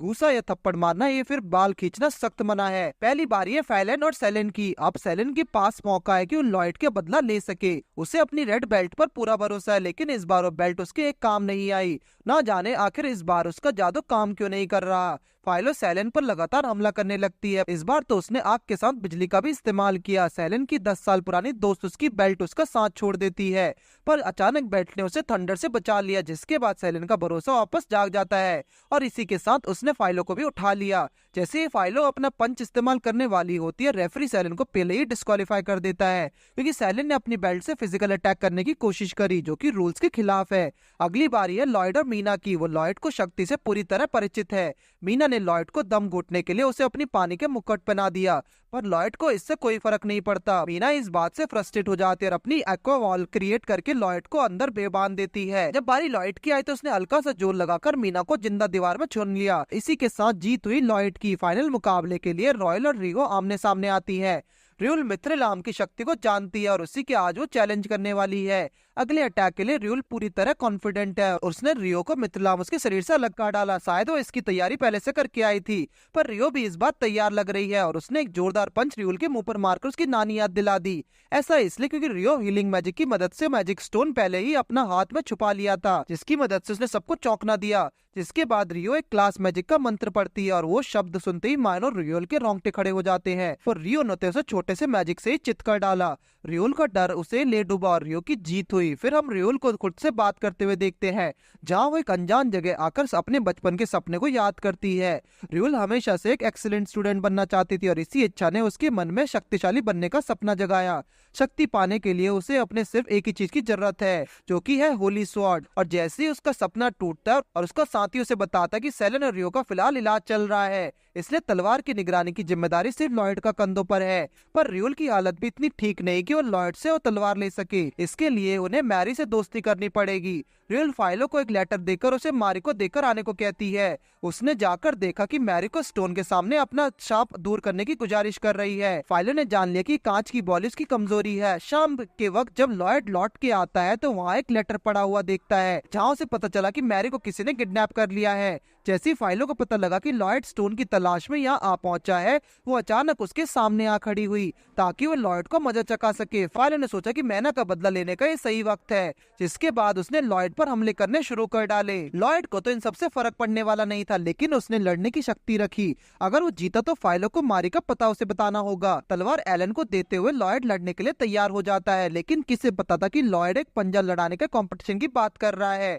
उसके गांव का रिवाज उसे यही कहता है। जब लॉयड ने कुलून का नाम लिया तो फाइलर समझ गई कि उसमें इतनी शक्ति क्यों है। मुकाबला शुरू होते ही चारों ओर तूफान आ जाता है, जिसका फायदा रियोल के साथी उठाने की कोशिश करते हैं। उसके एक साथी ने एलन के स्वॉर्ड से छीनने की कोशिश करी, लेकिन तभी मैना आकर इसका फैसला करने की ठान लेती है। जब लॉयड हारने वाला था तो उसने जोर लगाकर फाइलर को आसमान की ओर धकेला, जिसके बाद एक तेज धमाका उन दोनों को दीवार से चीरते हुए लूट ले आता है। लॉयड ने देखा कि वो जीत चुका है, पर इसके बदले में फाइलो ने लॉयड को शादी के लिए प्रपोज कर डाला। उसने कहा कि हम दोनों एक ही स्कूल से हैं और एक की जैसा टैलेंट रखते हैं। वो बताते कि मैरी तो उसी रूम में बंद है, जिसे सुनकर लॉयड को अपनी जीत का पछतावा होने लगा। अब रियोल भी अपने चमचों से दुखी हो चुकी है। तभी अलका रियोल के पास आकर लॉयड के बारे में पूछती है, जिसके बाद वो उस पर हमला भी कर देती है। अचानक एलन ने रियोल को पानी में डूबते हुए देखा। इसे देखते हुए उसे बचाने के लिए कूद पड़ा। अगले दिन तलवार को रॉयल ट्रेजर में रख दिया गया। जब रियोल जख्मी हालत में बेड पर पड़ी हुई होती है तो तब एक बुढ़ा आदमी उससे मिलने के लिए रियोल को याद करता है। जब वो छोटी थी रियो को उसने काफी कुछ सिखाया था। उनके बीच की दोस्ती इतनी गहरी थी कि बड़े होकर भी वो दोनों एक दूसरे के साथ देना चाहती थी।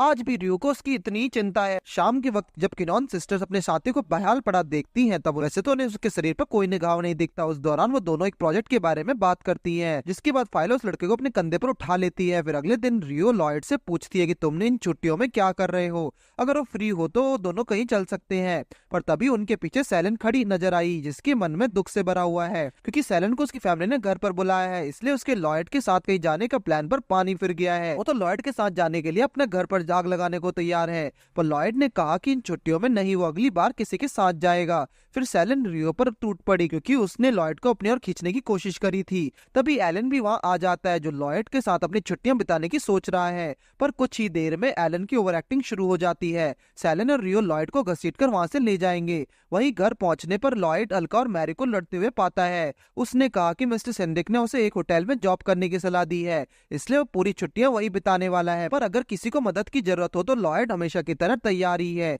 मैरी और अलका ने सोचा कि क्यों ना लॉयड उन्हें अपने होटल एक बार दिखा दे, लेकिन लॉयड ने तो साफ इनकार कर दिया। अब से लॉयड हर काम खुद करके अपना एक्सपीरियंस बढ़ाना चाहता है और इसलिए वो अब से होटल में ही रहेगा। जब लॉयड होटल पर पहुंचता है तो वहां पर खड़ा ओनर उसके एहसास से कांप उठा है। कोबा लेमाइन रॉयल गार्ड भी रह चुका है। आखिरकार वो एक लीडर हुआ करता था। इतना सुंदर होटल देखते ही लॉयड के होश उड़ने लगते हैं। कोबा उसे हाल ही में हो रही घटनाओं के बारे में बताता है कि कई सारे गेस्ट आजकल अपने आप कोमा में चले जाते हैं। इस मिस्ट्री को ये लोग काफी टाइम से सुलझाने की कोशिश कर रहे हैं। जब कोबा ने सिंडिक से मदद मांगी तो उसने मदद के लिए लॉयड को यहाँ भेज दिया।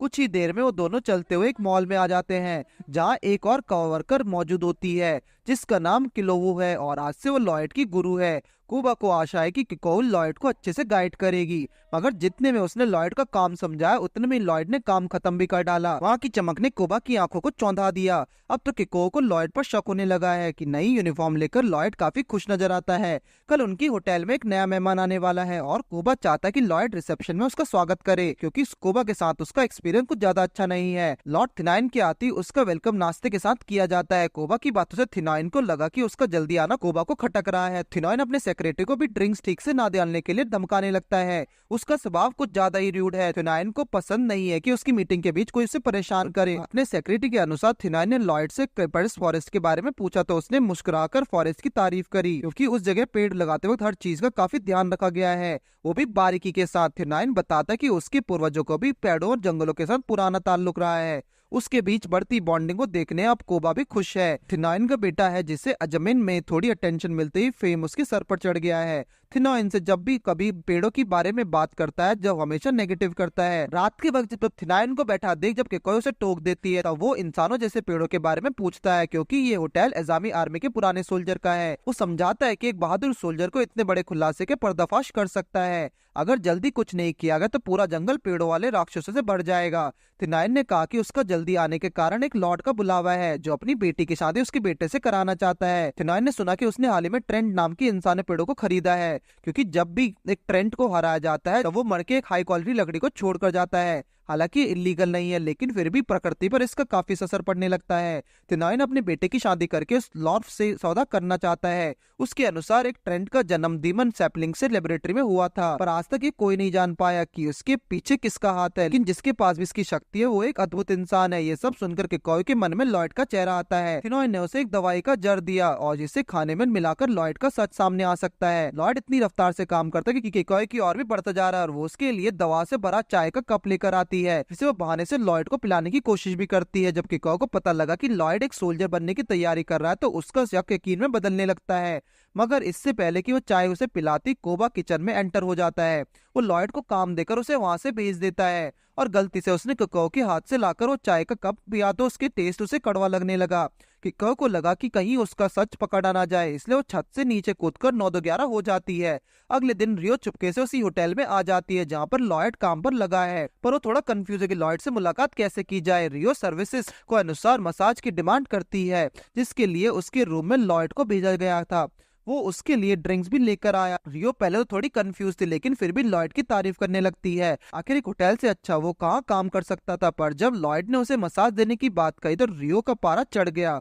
वो एक लड़के से मसाज कैसे ले सकती है। लॉयड अपनी गलती और खराब सर्विस के लिए माफी मांगता है। वहीं सेलन को उसके पिता ना जाने कौन सी अनजान जगह लेकर जा रहे हैं। पूछने पर बताते हैं कि हम दोनों ने काफी टाइम से एक साथ टाइम नहीं बिताया, इसलिए उसके साथ थोड़ा टाइम स्पेंड करना चाहते हैं।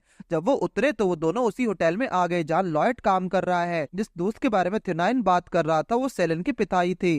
थिनाइन एलन के पिता है जो सेलन के एक पिता के साथ अरेंज मैरिज का सौदा करना चाहते हैं। सेलन ने सोचा था कि जब एलन उसके सामने आएगा तब वो फॉक्स उसकी आंखें फोड़ डालेगी। जब सेलन का इंतजार करने के बाद उसका दूल्हा सामने आता है तो वो लॉयड होता है। उसका वो चमकता चेहरा देखते ही वो उसके सामने कूद पड़ी, लेकिन उसे जरा भी सनका नहीं हुई। सेलन लॉयड को एक अकेली जगह पर साथ ले जाती है। वो कहती कि अब तो हमारी शादी होने से कोई नहीं रोक सकता, लेकिन उसके इस जोश को कंट्रोल करने के लिए रियो टाइम पे आ गई, वो भी एक एम्प्लॉय की ड्रेस में। वो बताते कि एलन को आज होटल में बेहोश पाया गया था। जब सबके सामने हुआ था सब दंग रह गए, पर थिनाइन अपना वादा नहीं तोड़ सकता था। उसने अपने बेटे को रूप में लॉयड को सामने खड़ा कर दिया।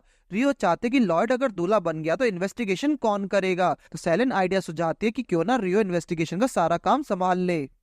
जब सेलन लॉयड को नदी किनारे लेकर आती है तो जबरदस्ती लॉयड को खुद की तारीफ करने को कहती है। जैसे लॉयड ने कहा कि तुम्हारी आंखें झील जितनी गहरी हैं, सेलन तो जैसे पागल हो गई। उसने ये समझा कि लॉयड ने उसे शादी के लिए प्रपोज कर दिया है, पर उसकी एक्साइटमेंट में अड़ंगा डालने के लिए रियो टाइम पर आकर उसे रोक लेती है। शायद सेलन अपना वादा भूल रही है। वहीं सेलन को पिता को अब थ्योरनाइन पर शक होने लगा था। रियो को पूछने पर सेलन ने कहा कि उसे वादा याद है कि उन्हें इन्वेस्टिगेशन पे फोकस करना है। इसी बीच लॉयड का भाई सुमा भी आ जाता है जो महल में कुछ एक्सप्लोजिव्स डिलीवर करने आया है, लेकिन कुछ ही देर में उसका जाने का वक्त भी नजदीक आता है और शोमा के जाते ही सेलन लॉयड को खींचकर अपने साथ अकेले कुछ टाइम बिताने के लिए ले जाती है। वो दोनों बोट के मजे लेते हुए नजर आते हैं। सेलन अपनी बेल्ट को देखकर उसके पीछे की दुख भरी कहानी सुनाती है, क्योंकि इसी बेल्ट ने उसके बचपन को एक बुरा सपना बनाकर रख दिया था। हर कोई सेलन की घिनौनी नजरों से देख रहा करता था, इसलिए सेलन ने सांप से मुक्त होने के लिए अकेले में काफी ट्रेनिंग करी। उसके पिता ने अपनी पूरी जान लगा दी और जब बेल्ट उतरी तो उन्होंने एलन से उसकी शादी के बारे में सोच भी कैसे लिया। पर जो भी वो सेलन लॉयड से उस बेल्ट के खातिर ही मिल पाई है। वो अब लॉयड को अपना सब कुछ मानने लगी है।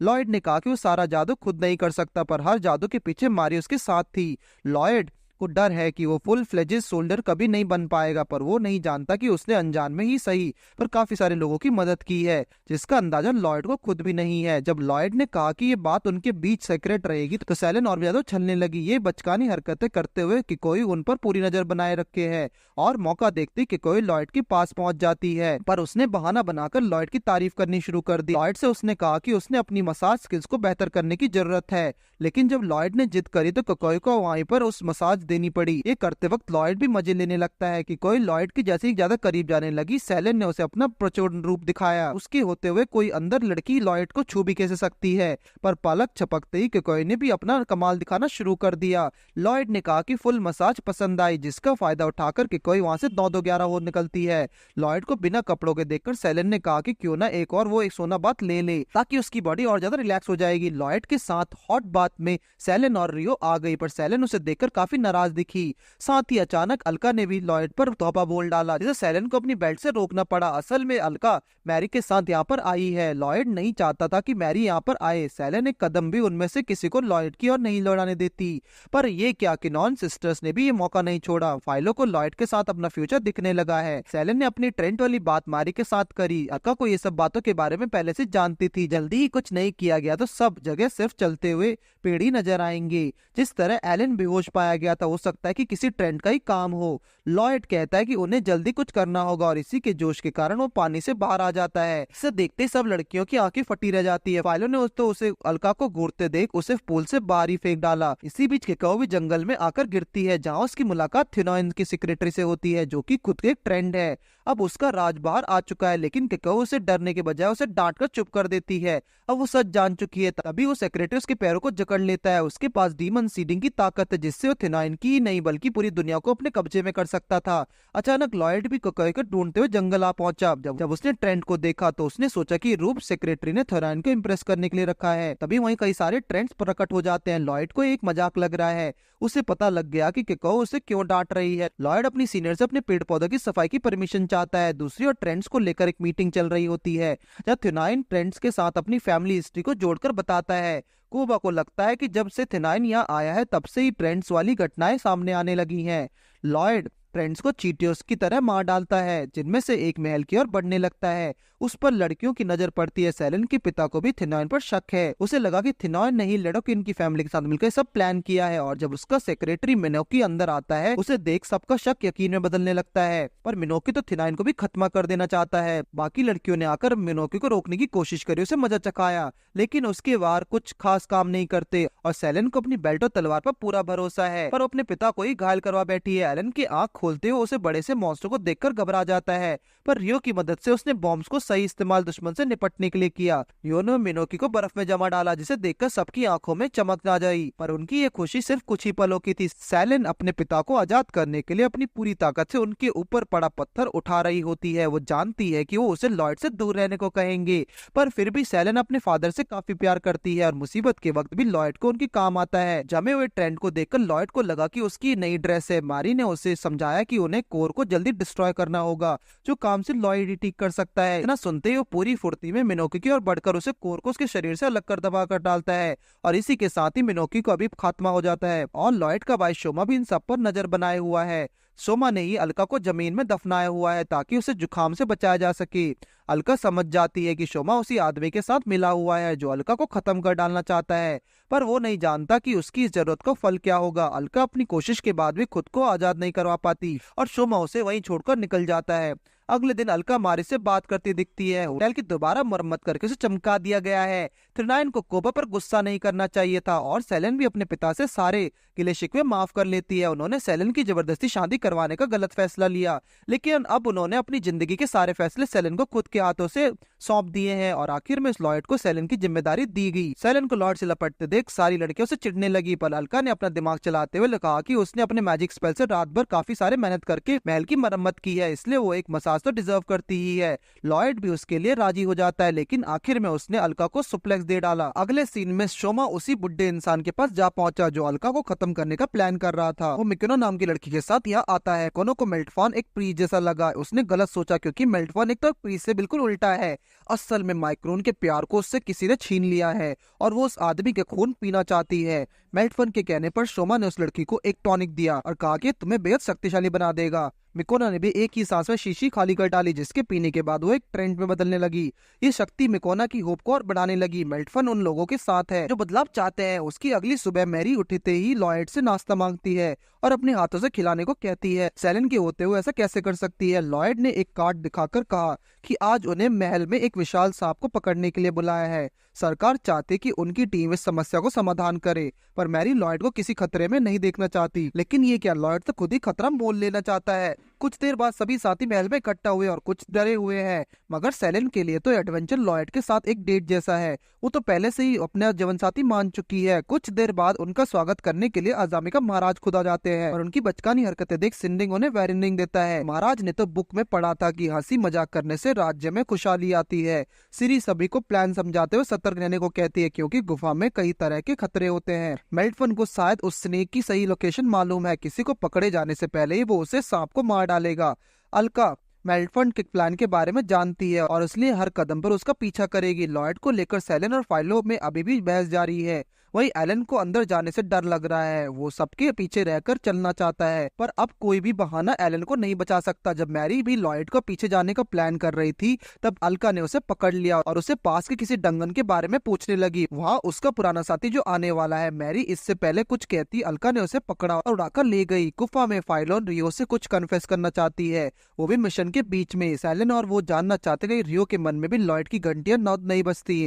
वो काम के बीच में ही उसे एक शांत जगह लेकर जाते हैं, पर रियो तो कुछ बोलने को तैयार ही नहीं है। इससे पहले वो कुछ बता पाती, सुरंग में एक तेज धमाका होता है जिससे सबका ध्यान उसकी तरफ चला जाता है। असल में ये धमाका मैरी और अलका की एंट्री का है। अलका के शॉर्टकट्स मारने की काफी शौक है। अलका चलते हुए मैरी के कमरे में पहुंचती है, जहाँ वो माइक्रोना को पेड़ों के बीच में फंसा देखकर डर गई। मैक्रोना कहते कि वो बदला चाहती है, वो भी लॉर्ड बेलेडोना से, वो भी इसलिए क्योंकि लॉर्ड ने उसके साथी को उससे छीना है। उसकी बातें सुनकर मैरी के मन में गलत ख्याल आने लगते हैं और अचानक माइक्रोना मैरी पर हमला बोल देती है। वो जानती है कि लॉर्ड उसे बचाने के लिए जरूर आएगा। इस अचानक हमले की वजह से मैरी को माइक्रोना की दिमागी हालत पर शक होने लगता है। उसके हिसाब से पेड़ों की जड़ें उसके दिमाग तक पहुंच चुकी है, लेकिन ये जानने में ज्यादा टाइम नहीं लगता है क्योंकि माइक्रोना भी एक ट्रेंड बन चुकी है। तभी धमाके के पीछे करते हुए लॉयड भी वहाँ जाना चाहता है। माइक्रोना का निशाना मैरी नहीं लॉयड है, पर अब तो बात लॉयड की मालकिन मैरी की है, तो भी वो पीछे हटने वाला नहीं है। थोड़ी बहुत धमकी देने के बाद माइक्रोना सीधा लॉयड पर हमला करने लगती है और आज उसने लॉयड की शक्ति का नमूना भी चख लिया। माइक्रोना के पास ट्रेंड का बेशुमार ताकत तो है, लेकिन लॉयड के लिए उसे और ताकत की जरूरत है। उन दोनों के बीच एक जंग शुरू हो जाती है और कुछ हमलों के बाद माइक्रोना को पता चलता है कि लॉयड कुलोन से है, लेकिन ये बात वो पचा नहीं पाती और एक मजाक की तरह लेती है, जिसके बाद सीधा हमला लॉयड पर होता है। वही उसके साथी भी जोर जोर से लॉयड की ओर बढ़ रहे हैं। सिरी और एलन को भी उस आवाज पर अब शक होने लगता है। अपने साथियों को बचाने के लिए लॉयड ने हर एक वार पर अपना ऊपर ले लिया। वो अपने दोस्तों पर एक खरोच भी नहीं आने वाला देगा। उसने कहा कि अब कोई ट्रेंड आए या फिर कोई बड़ा स्नेक उसका सामना करने को पूरी तरह तैयार है। लगता है कि माइक्रोना को इमोशनल बातें पसंद नहीं। उसने पूरी ताकत से गुस्से के साथ लॉयड से मुकाबला शुरू कर दिया। एक ट्रेंड की खूबियों को उसने पूरा फायदा उठाकर लॉयड को मजबूर कर डाला, मगर लॉयड की शक्ति सिर्फ यहीं तक सीमित नहीं थी। आखिरकार लॉयड ने माइक्रोना को दूर दराज फेंक दिया था, जहाँ से वो शायद ही कभी वापस आ पाएगी। पर शायद खतरा अभी टला नहीं होगा। जायंट स्नेक वृत्र ठीक उनके पीछे खड़ा है, लेकिन अचानक उन्हें पता चलता है वृत्र तो काफी मिलनसार किस्म का स्नेक है और वो क्लोन का गार्जियन भी है, जिसका काम मैजिक सील की रक्षा करना है। मगर अलका के साथ उसकी कुछ खास नहीं बनती, क्योंकि अलका उस पर पहले भी कई बार हमले कर चुकी है। अलका ने वृत्ता को स्लाइस कर डाला था और इस बात से वृत्ता पूरी तरह नाराज है। तभी मेल्टन भी उसके बीच आ गया और उसने लॉयड से पूछा कि मैं तुम्हारे कैसा दिखाई दे रहा हूँ, तो लॉयड ने कहा कि बिल्कुल एक डेविल की तरह है। मेल्टन समझ जाता है कि लॉयड ही वो इंसान है जो स्ट्रेंथ पाना चाहता है और वो भी अपने दोस्तों की खातिर, और इसलिए उसने एक सोल्जर बनने का फैसला लिया। मगर इससे पहले कि मेल्टन कुछ कर पाता, अलका भी अचानक से प्रकट हो गई और आते ही मैरी को मारने लगी। शायद उसकी नजर वृत्ता पर नहीं पड़ी। अलका को सामने पाकर वृत्ता अपनी खुंदक निकालने लगा। अभी मेल्टन ने वृत्ता के ऊपर चढ़कर उसे घायल करके मार डाला, ताकि सील का रक्षक खत्म हो जाए और अलका के पास कोई मदद ही ना बचे। ये देखकर अलका खुद को रोक नहीं पाई और उस पर टूट पड़ी। मेल्टफन उसे याद दिलाता है कि सेलन के पास जो बेल्ट है वो सील की है, जिसे अलका ने गलती से बेल्ट के शेप में डाल दिया था। अलका अपने किए पर शर्मिंदा है। दूसरी ओर एलन भी दौड़कर अंदर की ओर आता है, डरावनी परछाई पर अटैक करता है। उसके मन में लॉयड के वही शब्द हैं जो उसे बहादुरी दिखाने के लिए मजबूर करते हैं, और इसी बहादुरी के इनाम एलन को अगले दिन महल में दिया जाता है। एलन जानता है कि उसने तो बिल्कुल भी मेहनत नहीं की, पर फिर भी महाराज और उसके साथियों के प्रेशर में इनाम इस एक्सेप्ट करना ही पड़ा। लॉयड के मन में मेल्टफन की और डरावनी छवि बस चुकी है। उसने उस शख्सियत को पहले भी कहीं देखा है और उस शाम सारी लड़कियां जश्न के मूड में है। अलका तो सेलन को अब कुलोन लेकर जाना चाहती है, क्योंकि अब वो उसकी बेल्ट का राज जान चुकी है।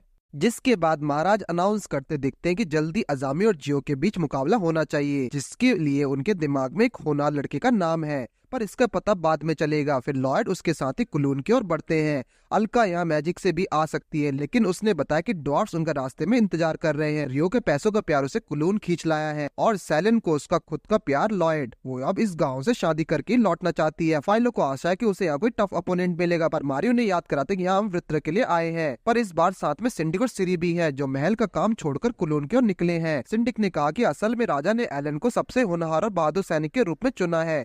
एलन रोता हुआ लॉयड की मदद मांगता है, उसे इस चुंगल से कौन बचाएगा। मैना फिलहाल उसका ख्याल रखते हुए अलका के साथ सभी साथी एक गुफा के बाहर पहुंचते हैं, जहां उनके सामने एक नई लड़की कदम रखती है, जिसका नाम युगा है। युगा ड्वार्फ परिवार का हिस्सा है। सभी एक ड्वार्फ को अपने सामने देखकर चौंक गए, क्योंकि वो इस जगह पर पिछले 100 सालों से है। योगा ने मारी से कहा कि उसे वो अपनी कैटेगरी में ऐड नहीं ना करे तो अच्छा है। सेलन की बेल्ट जो वृत्र है योगा को देखते रोने लगता है और अलका को अपनी इस हालत का दोषी मानता है। शायद योगा भी जानते थे कि अलका ही हर फसाद के पीछे की जड़ होती है। वो बेवकूफों की मसीहा है। गुस्से में अलका ने योगा का गिरवान पकड़ लिया। तो चलो हम कुलोन जाने का वक्त भी हो गया है। कुलोन की शांति को देखते ही पहले तो सबको कुलोन नॉर्मली लगा, लेकिन वहाँ की शांति और पवित्रता की सबसे अलग बनाती है। लॉयड अपने घर वापस आकर काफी खुश था। ना जाने क्यों सिंडिक और रियो को यहाँ खतरे का आभास हो रहा है।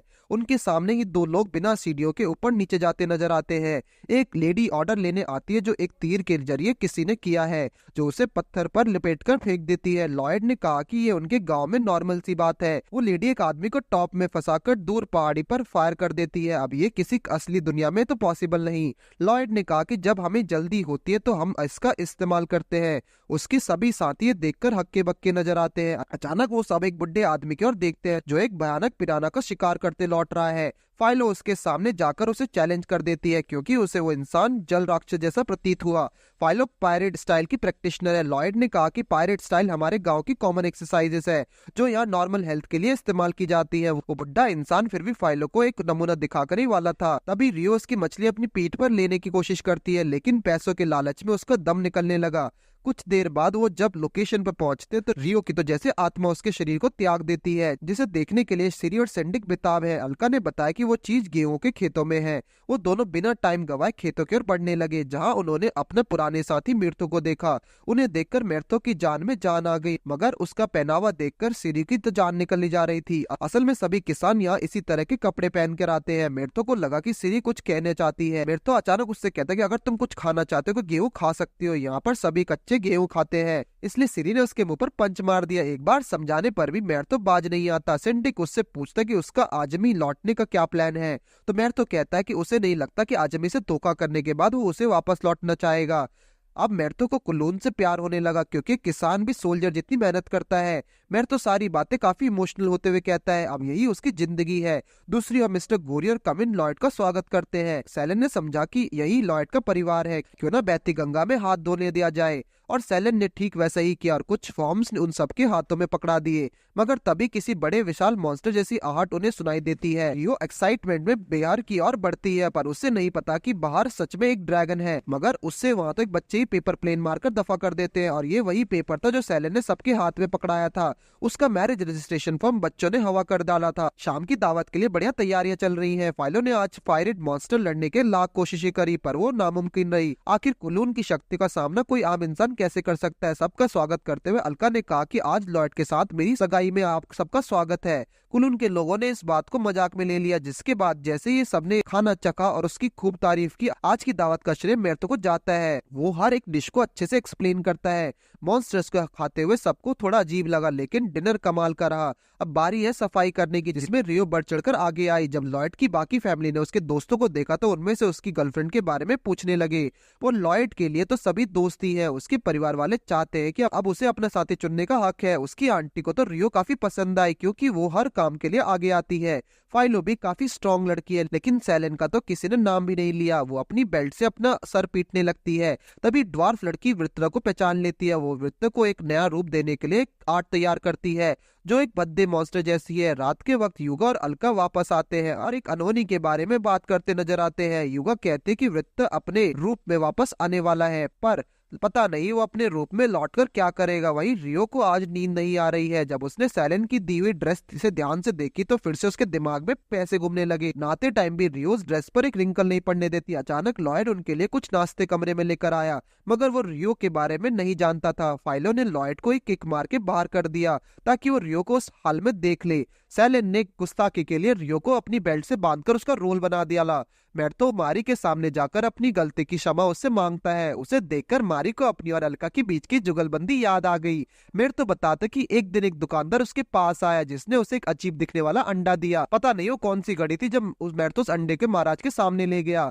उसके असर के बाद से ही मैर्तो के मन के सारे पश्चाताप और उसकी अच्छाई खत्म होने लगी। कोई अनजान शक्ति उसके मन को घेरने लगी थी। सीरी को याद आया कि उस दिन मैर्तो का स्वभाव थोड़ा बदला हुआ था, पर मैर्तो को तो ये याद नहीं कि वो अनजान इंसान था कौन। शायद वही डीमन लॉर्ड का शिकार था जो मैरी के पिता को कंट्रोल कर रहा था। मैर्तो को इतना याद है कि उसने पूछा था कि मैं कैसे दिख रहा हूँ। अगली सुबह सभी को जल्दी उठना पड़ा, वो भी सिर्फ वृत्र के लिए। पर अलका को भी अभी वापस लौटकर सोना चाहती है। वृत्र उसके स्वभाव से थोड़ा नाराज है। वृत्र ने कहा कि अलका हमेशा ही लापरवाही करके नई मुसीबतें खड़ी कर देती है। आज लॉयड का मूड थोड़ा शांत है। युगा ने पूछा कि कहीं तुम दोनों के बीच कुछ हुआ तो नहीं, पर वृत्ता को छोड़कर सभी फिर से लॉयड के लिए लड़ने लगे।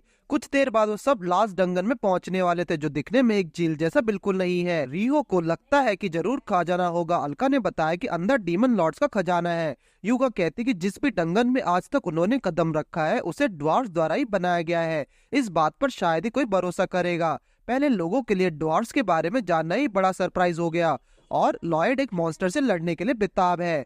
अगर अलका को कोई चोट लगी तो वो उसे वित्ता पर ट्रांसफर कर सकती है। युगा के अनुसार एक लास्ट डंगन दुनिया को कंट्रोल करता है। उसी का इस्तेमाल करके अलका जैसी फेरी टेल्स बनाई जाती हैं, पर असल में पूरी कहानी जानने में उन्हें 100 साल लग जाएंगे। मारी ने कहा कि अलका शायद सब कुछ भूल चुकी है। ये सारी मुसीबतें लापरवाही का ही नतीजा है। अगर इसी समय चाबी लगा दी जाए तो सभी डीमन लॉर्ड्स बाहर निकल जाएंगे, और वो चाबी है होली स्वॉर्ड। पता नहीं उसे किसी ने निकाला और वो कहाँ है। सिंडिक जानता है कि होली स्वॉर्ड्स महल में सुरक्षित है। युगा की हंसी पर रियो को शक हुआ। उसने सैलेन से वृत्ता को अलग कर दिया। इस प्रोसेस के लिए सबसे पहले युगा ने मीट के टुकड़े कर लिया और उसे चपटा करके वृत्ता को उस पर लपेट दिया ताकि उसे फ्राई कर सके। युगा की कुकिंग जारी रहती है। रियो से बीच में रोककर मजर बंद करने को कहती है, पर यही असली प्रोसेस है जिसमें उसने अंडे में डालकर सॉस के साथ उबाला जाए। और 3 घंटे बाद जब बर्तन खोला गया तो युगा ने अंडा निकालकर अलका के सर पर चोट मारी, जिसके बाद अलका काफी कमजोर महसूस करने लगती है। इसका ये मतलब ये है क्या अलका लास्ट डंगन से बिल्कुल अलग हो चुकी है। उसके पास अब एक 9 साल की बच्चे का शरीर है, लेकिन दिमाग अब भी उसके पास एक अडल्ट वाला है। सैलेन उसे पीछे से गाली देने लगती है। मारी उससे बदला ले सकती है, लेकिन उसके पास तो आंखों में आंखें डालने की हिम्मत भी नहीं होती। युगा बताती है कि एग्जीबिशन मैच अजामी में शुरू होने वाला है। लॉयड एलन को चेयर करने के लिए तैयार है। फिलहाल युगा के पास भी कुछ खास करने को नहीं है, इसलिए वो भी साथ चलना चाहती है। सबसे पहले लॉयड गांव वालों से विदा लेगा। अलका ने जाने से पहले युगा से कुछ बात करना चाहती है। वो दोनों जंगल की ओर बढ़ते हैं। अलका बात को जल्दी खत्म करके लॉयड के पास लौटना चाहती है ताकि वो उसके साथ टाइम बिता सके, मगर अचानक अलका एक गड्ढे में गिर जाती है। युगा ने कहा कि ये तो सिर्फ एक जंग का ऐलान है। अब युगा जानती है कि होली स्वॉर्ड कहाँ है और उसका क्या करना है। लास्ट डंगन को खोलना बाएं हाथ का खेल है। युगा ने वृत्ता को आजाद करवाने का नाटक कर उसे कैद कर लिया। अब सब कुछ उसके हाथों में है। प्लान युगा के मुताबिक जा रहा है। अलका को सिर्फ एक काम करना है, बस इंतजार। सैलेन कुलून को छोड़ने से पहले उसे मिस करने लगती है, पर उसे अब तो आदत डालनी पड़ेगी क्योंकि लॉयड से उसकी शादी होने जाने वाली है। तभी युगा उनके पास आती है और वो भी अकेले। वो कहती है कि अलका कुछ वेपन्स इकट्ठे करने में बिजी है। मैरी तो उससे वैसे ही डरती है, इसलिए वो सबसे अलग चलेगी। युगा ने कहा कि लॉयड के आने पर उसे अलका के बारे में कुछ बताना चाहती है। रियो को लगा कि वो जरूर कुछ छिपा रही है। उसके उनके जाते ही लॉयड भी वहाँ आ गया। युगा कहते कि बाकी सब तुम्हें अकेले छोड़कर ऐसे ही चले गए और अलका शायद कहीं बेहोश हो गई है क्योंकि वो पहले ही काफी कमजोर हो चुकी है। लॉयड उसे ढूंढने के लिए जंगल की ओर भाग जाता है। शहर से निकलने से पहले सिर्फ मैर्थो को गुड बाय कहना चाहती है और तभी मैर्थो अचानक प्रकट हो जाता है। वो जानता है कि सबको रास्ते में आराम और खाने की जरूरत पड़ेगी, इसलिए वो जरूरत का सामान लेकर आया है। युगा बताते कि लॉयड को उसने अलका की मदद के लिए छोड़ दिया है। सिरी मैर्थो को पकड़कर साथ ले जाती है। सब कुछ युगा के प्लान के मुताबिक जा रहा है। युगा उसे अपना आर्म सही करने का तरीका बताकर वहाँ से चली जाती है। शायद वो रियो को कुछ इशारा देना चाहती है। रियो अच्छे खासे फायदे के बाद भी अपना आर्म बेचने की सोच रही है। तभी मैना आकर उसका ध्यान भटका देती है। मैना ने बताया कि वो फिलहाल पेट्रोलिंग पर है, उसके पास कुछ स्टिक्स है जिन्हें वो गिफ्ट बता रही है। कुछ देर बाद वो दोनों रियोल के पास जाते हैं। मैना ने सीख कबाब उसी के साथ खरीदे थे। रियोल ने कहा कि खाली टाइम में उसने एक बुक लिख डाली है जिसने अपने बॉस को काबू में करने का तरीका लिखा है। ये बुक कमजोर लोगों के लिए वरदान जैसी है। मैना को उम्मीद है कि जल्दी ही रियोल की तबीयत सही होगी और वो सब होली सॉर्ट के बारे में कुछ कर पाएंगे। रियोल को भी उस शख्स के बारे में याद नहीं जिसने उसे होली सॉर्ट के राज बताया था। बस उसे इतना याद है कि उस शख्स ने अपनी पर्सनैलिटी के बारे में पूछा था कि मैं कैसा दिख रहा हूँ, और एक आवाज उसने और सुनी थी। वो अकेला नहीं था, शायद एक बच्चा भी उसके साथ था।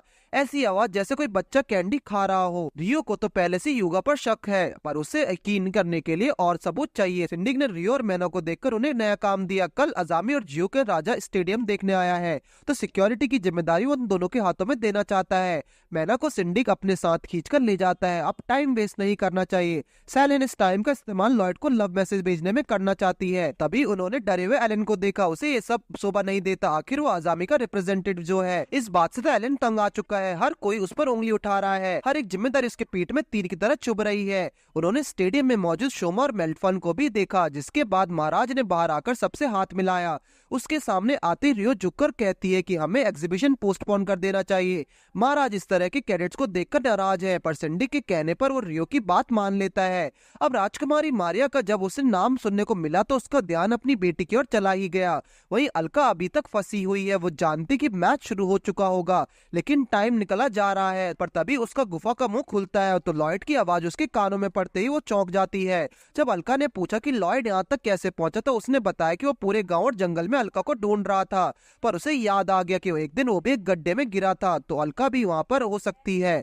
लॉयड के गिरने पर वो काफी डर गया था, पर जब उसे बाहर निकाला गया और उसकी आंखें सबको देखकर भर आई। उसी दिन से उसने एक सोल्जर बनने का फैसला कर लिया। लॉयड खुद को अभी भी कमजोर समझता है और अपनी बहादुरी के किस्से गाना उसके लिए बुज़दिली है। अलका खुशी के मारे उसे गले लगाकर कहती है कि दुनिया के तुम्हारे जैसे सोल्जर की जरूरत है। मेल्टफन के दोनों चमचे अपने प्लान एग्जीक्यूट करने के लिए पूरा दम लगाने की कोशिश में है। युगा कहते हैं कि अब कुलून का गेट बंद हो चुका है, वो वहाँ से आ नहीं सकता और न जा सकता है। मेल्टफन को शक है कि अलका फिर भी वहाँ से बाहर आ सकती है। लॉयड अलका को ले जाते हुए कहता है कि उसने एलन को चीयर करने का वादा किया है, इसलिए टाइम पर पहुंचना जरूरी है। अलका कुछ तरकीब लगाकर लॉयड के साथ अजामी पहुंचने की कोशिश करती है। ये वही पुराना तरीका है जिसमें एक आदमी को टॉप में फंसाकर उड़ा दिया जाता है। महाराज पहले मुकाबले की घोषणा करते हैं जिसमें एलन का मुकाबला एक अनजान सोल्जर से है। जब उसका मुकाबला होता है तो मिकोना को देखकर वहाँ सब चौंक जाते हैं। मिकोना से भला एलन कैसे जीत सकता था। असल में जियो को रिप्रेजेंट करने के लिए मेल्फन अपनी ट्रेंड सिरा को लेकर आया है। उसका कहना है कि दोनों देशों के बीच इस मुकाबले के पीछे दोस्ती है ताकि दोनों शक्तियां एक होकर दुनिया पर राज कर सके।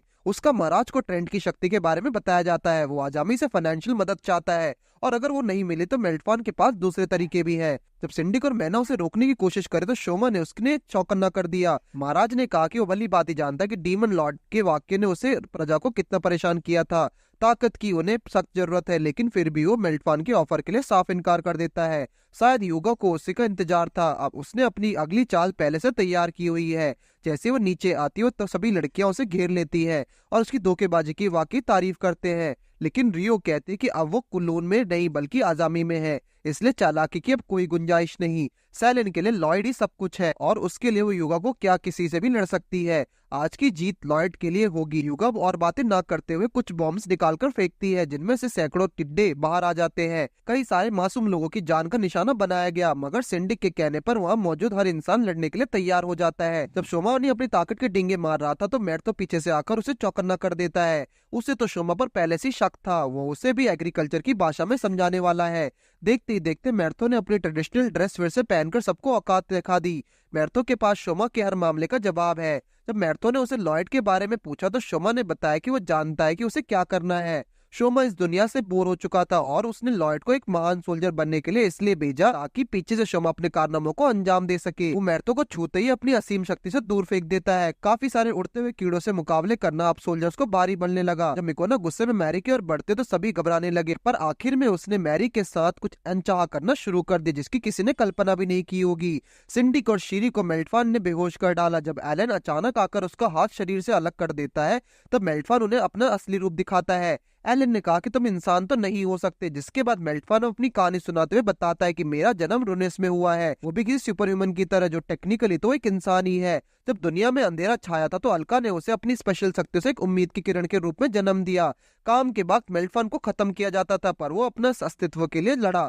जैसे जैसे टाइम बीता मेल्टफान के दुश्मन कम होते गए और उसका अस्तित्व इतना गड़बड़ा गया कि हर इंसान को अलग रूप में दिखाई देने लगा। अगर ये सब सच भी है तो सवाल ये है कि एक हीरो ने विलन का रूप क्यों लिया। अब मेल्टफान चाहता कि वो अलका को खत्म करके एक नए हीरो का अभिषेक करेगा, क्योंकि जब एक हीरो ही नहीं रहेगा तब उसे खत्म करना नामुमकिन हो जाएगा और वो अभिषेक करेगा लॉयड बेल्डोना का। तभी एक तेज धमाके के साथ लॉयड मैदान में प्रवेश करता है जो सबके लिए एक सरप्राइज है, पर लॉयड बिल्कुल नहीं जानता था कि यहाँ क्या चल रहा है। वो तो सिर्फ अलका को चीयर करने आया है। युगा को देखकर वो कहता है कि अलका तुमसे कुछ बात करना चाहती थी। उसने चिल्लाते हुए कहा कि जब तक वो वित्र के आजाद करने में मदद नहीं करेगी तब तक वो हर जगह उसका पीछा करता रहेगा। लॉयड उसे अच्छाई का लेक्चर देने लगा। युगा साफ कर देते कि उसका वृत्त से कोई लेना देना नहीं, अब वो सिर्फ डीमन लॉर्ड्स को आजाद करने का अपना सपना पूरा करना चाहती है। मारी लॉयड को युगा की सारी धोखेबाजी के बारे में बता देती है और कहती है कि जब तक स्टेडियम कीड़ों से घिरा रहेगा यहाँ पर कोई भी मैच स्टार्ट नहीं किया जा सकता, क्योंकि अब लॉयड युगा को जान चुका है। वो सीधे उस पर हमला कर देता है।